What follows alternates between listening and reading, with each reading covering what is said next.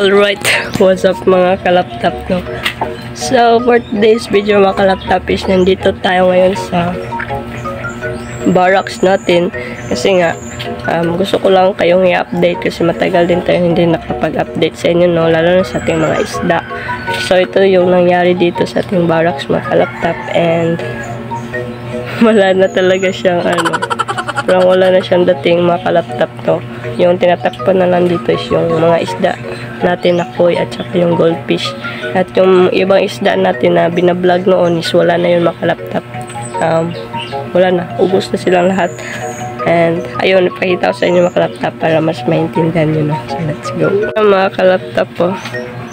Yan yung update natin. Wala na yung trapal. Bubong. Ito na yung nangyari dito. Ayan. Yung mga aquarium natin, mga kalaptop is basag na.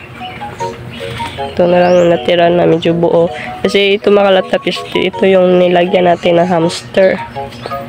Yung iba is nabasag. Ayan, hindi pa nalinisan dito mga kalaptop. And ayan, tumaob na yung isang aquarium natin.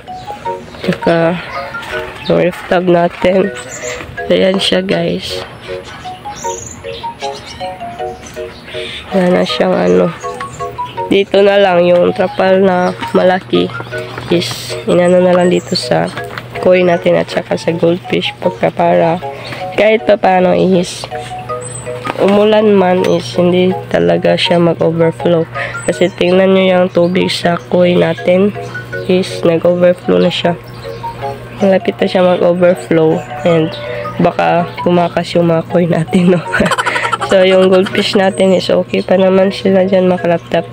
Mga ilang buwan ko na din itong hindi nalinisan pero okay lang yung tubig nila, yung temperature ng tubig is okay lang.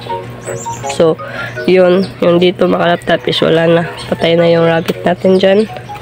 At ito na lang yung natira. Ito yung rabbit ko na yung first rabbit ko, no. Yung mukha niya guys is iwan ko na siya. Yan yung update dito mga kalaptop. Yan yung mga hindi ko na vlog noon, yung ilang buwan tayo hindi nakapag-vlog. At yung puno dyan mga kalaptop is na putol siya dahil doon sa habagat ba yun, yung malakas na hangin na tumama dito sa Mindanao is ayun na putol yung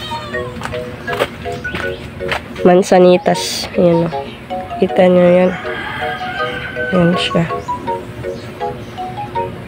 So, pag uminit talaga dito makalaptop is mainit talaga kasi wala ng kahoy na matatakpan ng or sa araw na. Ayan. So yun mga kalaptop, and update ko na kayo dito sa ating barracks, no. Ayan siya. Wala na talaga yung trapal or yung bubong na trapal kasi nasira na siya mga kalaptop. And iwan ko kung kailan ko ito ma-restore kasi wala pa tayong dyan mga kalaptop, wala tayong budget. Basta na lang is natakpan yung koi natin dyan at saka yung goldfish. Yun na lang yung natira dyan mga kalaptop na mga isda ko mga kalaptop. Wala na yung ibang isda or ibang alaga ko dyan kasi busy na tayo mga kalaptop. Hindi na tayo makapag linis, ganyan. So siguro pagka mag academic break or sim break or bakasyon is babalik tayo sa pag-alaga natin sa mga isda natin, no? At baka madagdagan pa sila. So yun mga laptop, yun lang yung update mga laptop. Sobrang dali lang ng vlog nito mga laptop. And kung bago ka pa lang dito sa YouTube channel, syempre huwag kang kalimutan mag-subscribe. And i-subscribe nyo na yan mga laptop para mas marami pa tayong update.